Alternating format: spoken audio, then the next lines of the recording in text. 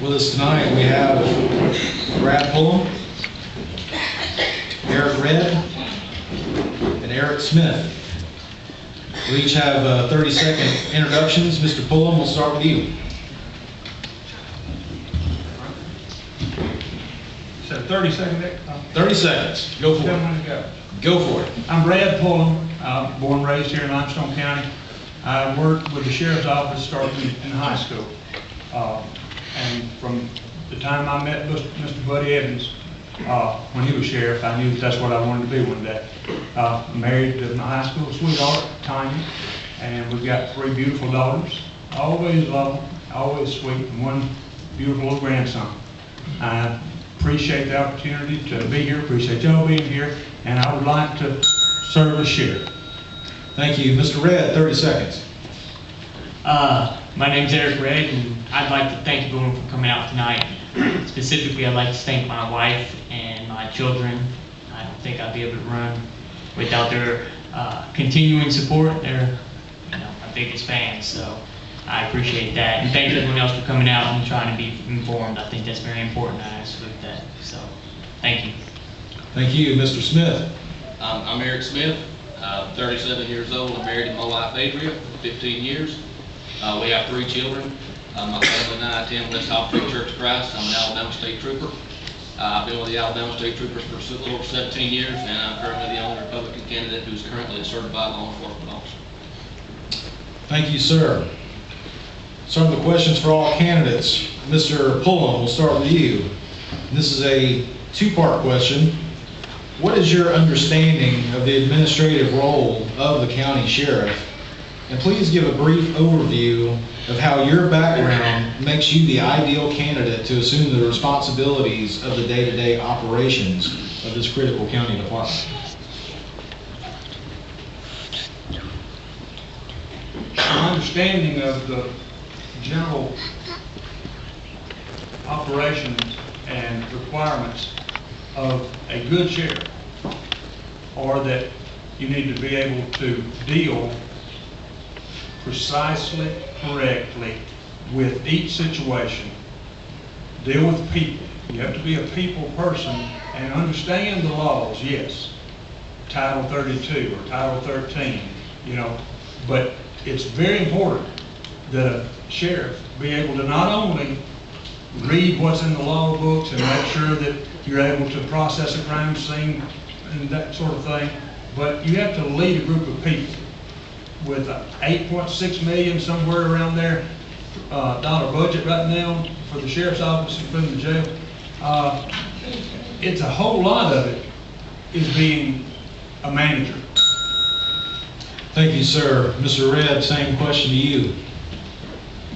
I think it's important to remember that the sheriff, we all have this view that it's the top cop, and he is for most parts, but he does not run around writing tickets.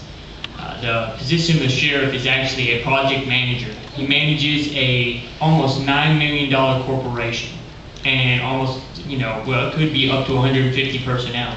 So I believe that project management skills, and the ability to lead, in my case, soldiers,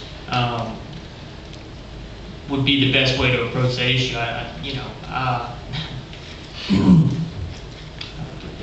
Get my time put up. So Okay. All right. Sorry. That's okay.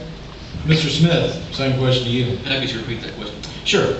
It's a 2-part question. What is your understanding of the administrative role of the county sheriff? And please give an overview of how your background makes you the ideal candidate to assume those responsibilities of the day-to-day operations. A sheriff is an administrator. He oversees his employees, making sure he surrounds himself with qualified candidates, qualified people to help him run his sheriff's office and make sure that he has the people's best interest at his hand. He needs to make sure that he's the voice of the people. He needs to have an open door policy, and that way that the people can come and voice their concerns that they have in their neighborhoods or in their communities. And I feel that I've been an Alabama State Trooper. I have a great working relationship with the current people that work for the Sheriff's Office and also surrounding agencies. I believe I work with the volunteer fire department members and members of the emergency personnel. Working with those, I believe it gives me advantage over the rest of the group. Thank you, sir. Next question, Mr. Pullum. The Sheriff's Department budget, which some of you have already touched on, but for the 2013-2014 budget year, it's approximately $4.37 million, but that's not including $3.6 million for the jail, $219,000 for courthouse security, and almost $400,000 for school resource officers. From a taxpayer standpoint, do you believe this is an appropriate funding level for the sheriff's office, and why or why not?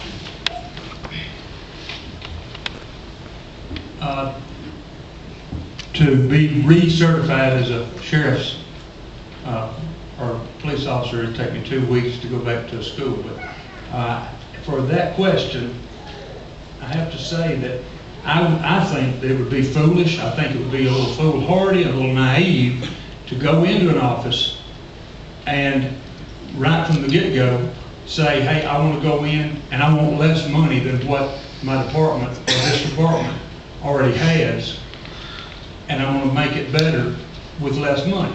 I do believe that there are much better ways to manage the current resources, the dollars that are available in the budget, as well as the manpower, especially the manpower, but all the resources within the sheriff's office can definitely be used to better serve the people of Limestone County. Thank you. Mr. Red, same question to you. You repeat it one Sure. more time, I'm sorry. The Sheriff's Department budget for this fiscal year was approximately $4.37 million, but that's not including $3.6 million for the jail, $219,000 for courthouse security, and almost $400,000 for the school resource officer program.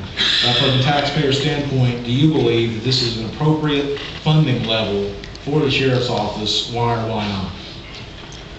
I would say no. And this is based on other counties of comparable size and population that have about 35% of their sheriff's budget going to their sheriff's departments, where we have about 62%. Now that's almost twice as high. And everyone argues about how well our sheriff rodeo does and how much revenue it creates. If this is a fact and the sheriff's rodeo produces so much revenue, then why exactly are we allowing our sheriff's department to get 62% out of the county budget? This isn't just irresponsible, but this is something we need to address. I propose that there needs to be an audit and inventory done in order to get towards something that can be manageable. Obviously, it's too high, $10 million close to, and the RSO's at $400,000. These are high numbers. These are high numbers. Thank you, sir. Mr. Smith. Could you repeat the question? Sure. The Sheriff's Department budget for this fiscal year was approximately $4.37 million, but not including $3.6 million for the jail, $219,000 for courthouse security, and almost $400,000 for the school resource officer program. From a taxpayer standpoint, do you believe this is an appropriate funding level for the sheriff's office? Why or why not? This is something that needs to be, I can't sit up here and tell you right now that we need to cut this, and that. I know that needs to be, I need to be in that position making those decisions. I would hope that the county commission will let the upcoming sheriff look and see where he can trim. I know personally there's some issues. One is the airplane. Limestone County doesn't need an airplane. I don't know if you knew they had one, but they've got one. That's a waste of money. Limestone County's not big enough for that. A canine program, a drug dog program. I used to be a canine handler with the state. The current administration bought a drug dog, gave it away after having it just a year and a half, 2 years. There's issues surrounding some of the people, some of the employees driving county vehicles that are not certified personnel. Now, I have no issue with those people operating a county vehicle during the performance of their duties during the day. However, there's room to trim those, a little here, a little there. It makes a big difference. Thank you. Wild card question for Mr. Red. The office of sheriff has long been held by a Democrat who is an active member of the local Democratic Party. In your opinion, how does political affiliation shape and guide the daily duties of the sheriff?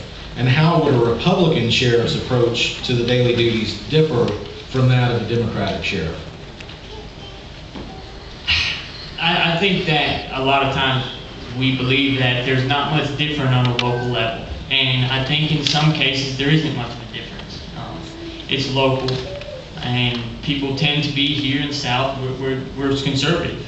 But at the same time, I believe there's a defining issue between, say, Blakely and myself, where he has advocated against our Second Amendment right, where I've been a staunch Second Amendment supporter. I've gone to rallies in down in Montgomery to argue and defend our Second Amendment right, while he has argued opposite that fact, that we need registration and we need gun control. And I disagree wholeheartedly. And I think that's one of the more important issues.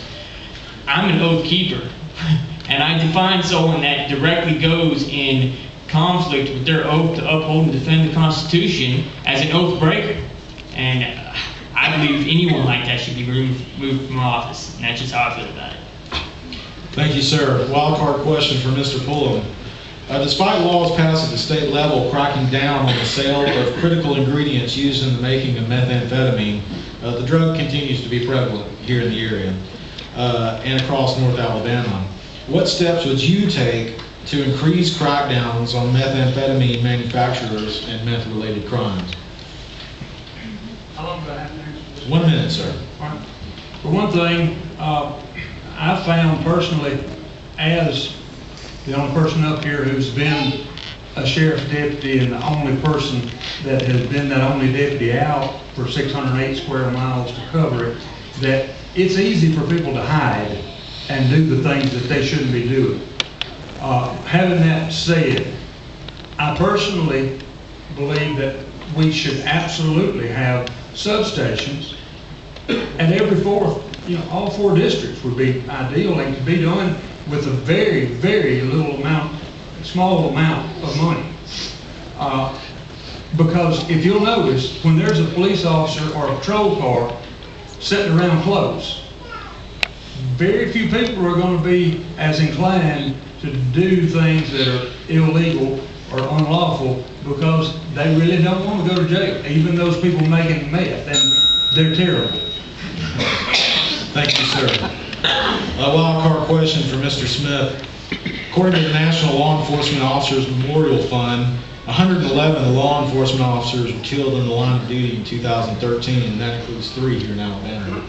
What steps would you take to ensure the safety of your deputies, not only on the road, but also when responding to dangerous situations?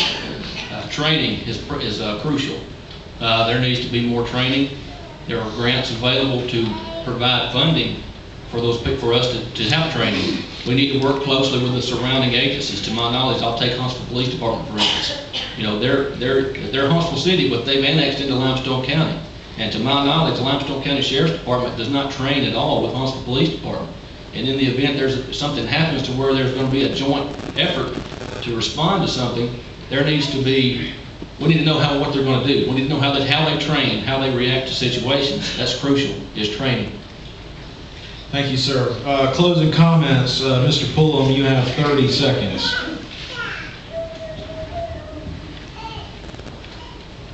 I'll just say that I do absolutely believe in my heart that I am the most qualified person to serve and to lead the Limestone County Sheriff's Office in this coming election. I want to do it to serve the people. I don't want to do it for Brad. I don't want to do it for the notoriety or because I like running around with a gun. But I appreciate your vote. Thank you. Thank you, sir. Mr. Red, you have 30 seconds. I literally came down to the last second of running, to the actual point of writing a check and handing it over. I was very conflicted with running, but I felt compelled to run to at least offer the people a truly constitutional sheriff candidate, and someone that is not running because I'm trying to further my career. I'm running because I care about our community. Thank you. Thank you, sir. Mr. Smith, 30 seconds. All right. The time has come for Limestone County Sheriff's Department to move into the 21st century. It's time on the training and day-to-day operations. I'm a firm supporter of the Second Amendment, and if I'm elected your sheriff, we will not be coming knocking on your door. I believe all law-abiding citizens should have as many weapons as they see fit. Like I said, I've been with the Alabama State Troopers for over 17 years. I feel that I have the knowledge and the experience necessary to lead this department and lead by example. I'm not going to have somebody go do a job that I'm not willing to go do myself, and I appreciate your vote June 3rd.